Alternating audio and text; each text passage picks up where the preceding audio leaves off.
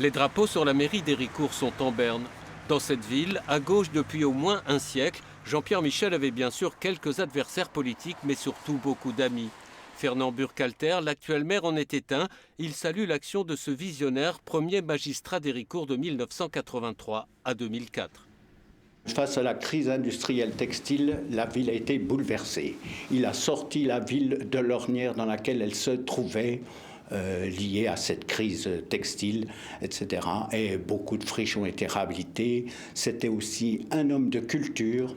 Médiathèque, lycée, rénovation du quartier militaire, Héricourt a beaucoup changé depuis les années 80. Pourtant, l'implantation dans ce territoire entre ville et campagne de ce magistrat né à Nîmes était loin d'être acquise. Le socialiste tendance CRS est arrivé à Héricourt en 1977, pendant les grandes vacances, précise Jean-Michel Vuillaumet, qui lui a succédé à la mairie et à l'Assemblée nationale.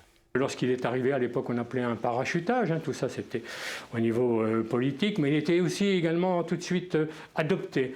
Donc par Héricourt, j'étais responsable du Parti socialiste, et puis après par le département, donc je partage beaucoup une amitié personnelle, des liens aussi d'accueil. Après un revers en 1978, Jean-Pierre Michel devient député en 1981. Il le sera jusqu'en 2002. Un siège qu'occupe actuellement Christophe Lejeune, qu'il a côtoyé lorsqu'il était maire d'une petite commune.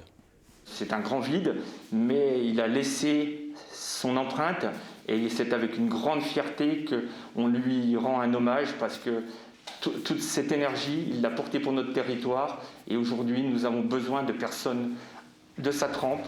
Parlementaire de premier plan, très actif dans les questions de financement des partis ou encore sur la réforme pénale, Jean-Pierre Michel restera comme l'un des initiateurs du PACS, projet qu'il a porté pendant près de 10 ans avant l'adoption de la loi en 1999.